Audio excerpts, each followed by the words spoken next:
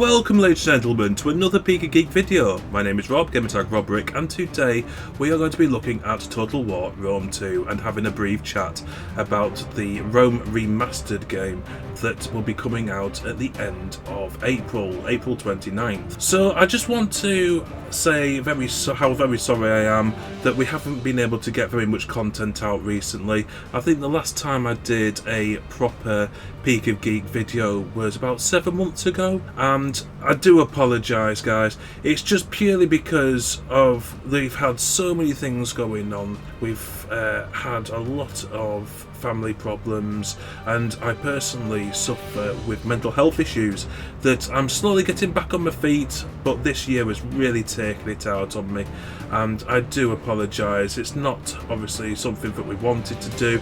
We wanted to get as much content out as possible, but it seemed just as though we were starting to lay the foundations for something special, and unfortunately we just ended up having everything fall on top of us. That and the amount of technical issues that we've had. I'm really looking forward to getting some new, better software, some new, better hardware up in this studio so I can produce a lot better quality videos. But that being said, let's move on to Total War Rome 2. Now, for anybody that doesn't know anything about the Total War franchise, I'll just quickly go through some of the key facts. So this game was released back in September of 2013, so it's coming up to its 8th birthday, and I think it's seasoned remarkably well. It was developed, as always, by Creative Assembly and published by Sega, and it is the 8th standalone game in the series. So, what is the essential qualities of a Total War game? What do you do? Well, you start off by choosing a faction in the campaign, and then you have to build up your empire, build up your armies, send your armies out to then conquer other nations, other factions, and take their land, build again more buildings within cities. Certain buildings have certain stats, certain buffs, or allow you to create certain units, and therefore you can build better armies and then go out and conquer more factions. So in this video I just want to play through a battle or two, just give you an idea of what the game's like and run through a few of the pros and cons that I found playing the game. I've put around about 700 hours in total on Steam into this game, and I feel as if I know the game quite well by now, and I just have a few little niggly gripes. Not very many. The pros way outnumber the cons in my opinion, but I will talk about both points. And I just gives you an overall view. If you don't own this game already, then perhaps you can, add it to your collection, or if you don't want it, if it's not your thing, then So without further ado, let us check out the game.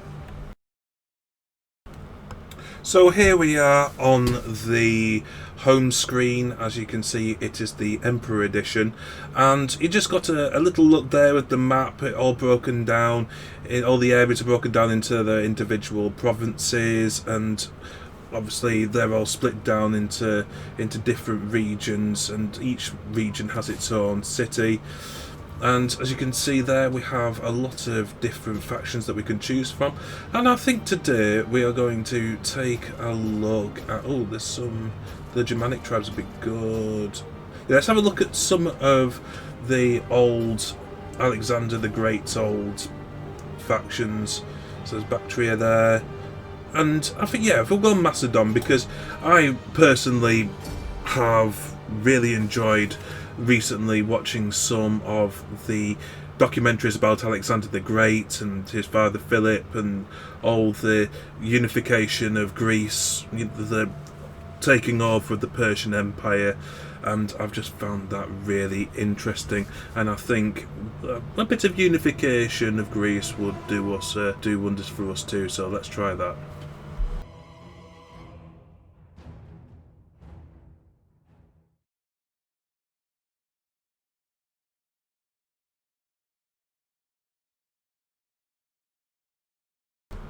So I've just fast forward and skipped the opening titles there, the loading bar, and because it can take quite a while. And as you can see, we're Macedon there. We're going to take the war to Epirus, and there's our forces under the thunderbolts of Zeus, and we are against the terror of Phobos. Now, as you can see, it's going to be a pretty difficult battle to try and win. We are heavily outnumbered, and the stats are not in our favour, as you could have seen from that red bar. And I like this screen because obviously it tells you about the battle a little bit. Obviously the Battle of Larissa is what this one's called, and we've got the date there, 272 BC, and it just gives us a brief look at the battle, at the map that we're going to be fighting on the battlefield, so we can spend a minute or two just sort of having a little think about where we might be wanting to place our forces, our men ready for battle, what would give us the best tactical advantage. And as you can see, they've got some hoplites and spear infantry there, and 800 men in the garrison army, turn the battle in their favour, and we've got some peltists and we've got some cavalry as well, and some javelin men. So yeah, well, obviously we're in the fog and we're going to move our forces over. Now, while this is playing, I'm just going to have a brief chat with you about some of the pros and cons of the game. So one of the things that I really enjoy about these games, not just Rome 2 itself, but all the Total War games, is how in-depth the gameplay is. And I find that it has such replayability. Like I say, I've spent about 700 hours just on this game alone. I've probably put about the same amount of time into the Attila Total War game, and I've probably put about the similar amount of hours again in Warhammer Total War 2. And there's just such a variety of lots of variety, lots of depth, with the different factions, how many different units the different factions can command, the fact that you can build within cities different buildings just makes the game, it feels more in depth. And obviously the technology trees, the more that you try and unlock through the technology trees, helps with the buildings and the units, the stats that that your faction can control. And I've seen some there with just sort of helping with agriculture. Some of the technologies that just help with agriculture can really boost your stats when it comes to just fighting certain armies. And it's absolutely fantastic, guys. You never ever get bored, in my opinion. I've got a few little gripes with the game, if I'm honest. Some of the negatives are, I've noticed, for me, there's not enough tradable resources, and the variety of the resources, they could have done a bit more with that. Now, let me try and explain myself, because I feel as if a lot of people might disagree with me on this. And that is that you do get tradable resources within certain provinces, certain buildings within that city of a certain province will produce something tradable, like wine or lead or marble, timber, that sort of thing. And some of those resources that you need in order to build other buildings. And yes, it's very good, obviously, with the trade as well, because of the tradable items. You can obviously make quite a pretty penny and help out your bank balance when it comes to trying to get ahead in the game. Obviously, armies don't come cheap, guys. If you want the best, you pay through the nose. But having been said, I do think that there could have been a bit more variety on what sort of tradable incomes, what sort of tradable commodities that you can build. So I know, for example, like some of the Total War games have got jewels, like gold. Gold is, I think you've got that in as a tradable income in most Total War games. But you know, just having the option, maybe if you wanted to change, you know, but sometimes, you know, you wanted to add more vineyards or something like that, or you had the option of changing, you know, what sort of tradable what sort of tradable commodities that your provinces can produce. I think that would have been nicer. I hope that they try and implement something like that in the near future with different games. Talking of games in the near future, like I say, we are going to be having a quick chat about the latest game, the remastered version of the first Rome game that will be coming out on the 29th of April 2021, and I am looking forward to that. We'll have a bit more of a chat in that in a minute. But there is the Warhammer 3, should I say, Total War game that should be coming out at the end of this year, 2021. Now, guys, that's anybody's guess whether or not they actually will bring that out. Chances are, with COVID, with the restrictions that have been placed over this last year, they are behind schedule. I wouldn't be surprised if we see that getting pushed back to 2022. But let me know, guys, what you think. Let me know in the comments below if there's anything that you agree or disagree with what I've said. I personally can't wait for it, although I do hope that they start making some more of the historically accurate games now instead of the fantasy-based Warhammer games. I'd love to see a Medieval 2 Total War come out. Medieval 3 Total War come out, because they've done Medieval 2, didn't they? Although that is quite out of date now. And I would like to see maybe something like...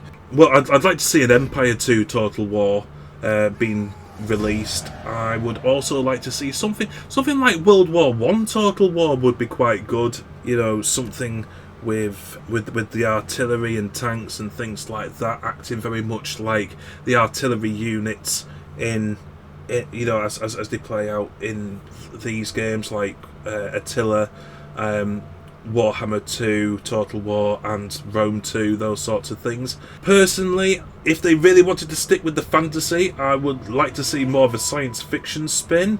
Maybe if they wanted to stick with Warhammer, if they've got the rights to the Warhammer franchise, maybe something like the Warhammer 40,000 Total War would be quite nice, and maybe they could get around the campaign map with maybe a view from space, like a space type star chart with a map with the different sectors being divided up, just similar as how they divide up, sort of how they make up Europe and Africa and the Middle East, that sort of thing. And I think they could implement that quite well. I think that could be a winner. But like I say, that's not up to me. Let me know, guys, what you think. That's just my thoughts.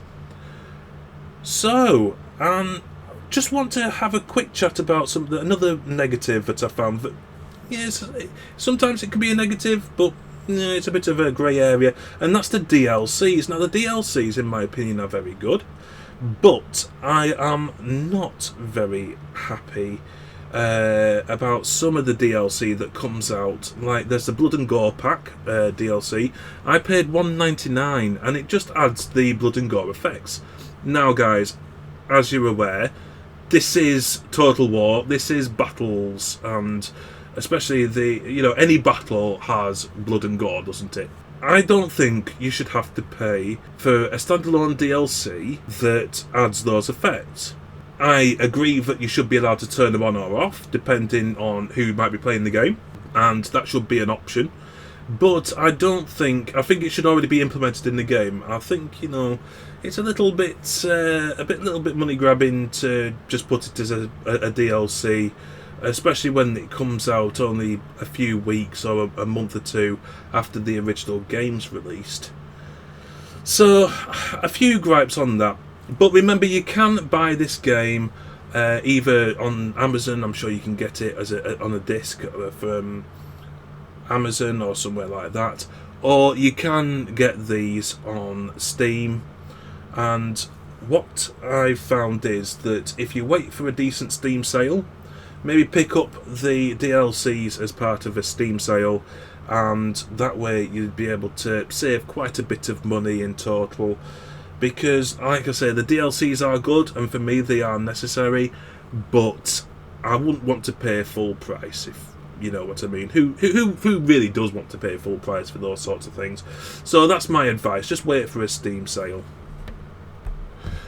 And lastly, guys, I just want to have a quick chat, like I say, about the new remastered Rome game that's coming out at the end of April. Now, I will be getting this, guys, and I will be doing a review on it when I get it, but at the moment it's on sale for £12.49 if you already own the original game. So that's a 50% off. If you don't, it is £24.99. But it looks interesting, guys. It looks like they've done quite a bit of work to bring it up to the current sort of specs for gaming. Now, what we're talking about here, yes, we are talking very much sticking to the core values of the original game. Don't expect drastic amounts of change. That's, from what I've seen, that is not what you were going to get. But it does look like, obviously, like the graphics are going to get a ramp up. I've got some pictures here that I've found from the internet, and you can see that the unit detail looks a lot better. We might be able to also have some better animations on when they're actually fighting on the battlefield. In my personal opinion, just looking at this picture with the campaign map, it does look quite bright. It looks a bit cartoony for my liking. Maybe if they'd have made it a bit more like the Rome 2 map, you know, a bit more realistic, then I might be a bit happier when it comes to that. Like I say, it's a very small gripe, but I suppose they wanted to keep it as much the original Rome experience. A lot of us grew up with the original Rome game, and for a lot of us it was our gateway, it was our entrance to the Total War franchise in a way. So I can imagine that the developers didn't want to get too much like the Rome 2 game. They wanted to try and keep it feeling as aesthetically like the original as possible, while still giving it the much needed changes and ramping up the graphics to bring it up to date. We will be getting the Barbarian Invasion pack and the Alexander pack with the remaster, and it looks like we've got some new playable factions as well to look forward to, guys. So I'm personally going to be getting it, and I'll be doing a review on it. But remember, if you have anything, an Apple device, iPad, iPhone, you can go to the iOS App Store and get Rome Total War as an app. And for a little extra money, you can get the Barbarian Invasion pack and the Alexander pack as an app as well. So, thank you very much for joining me, guys. I do hope you enjoyed this video.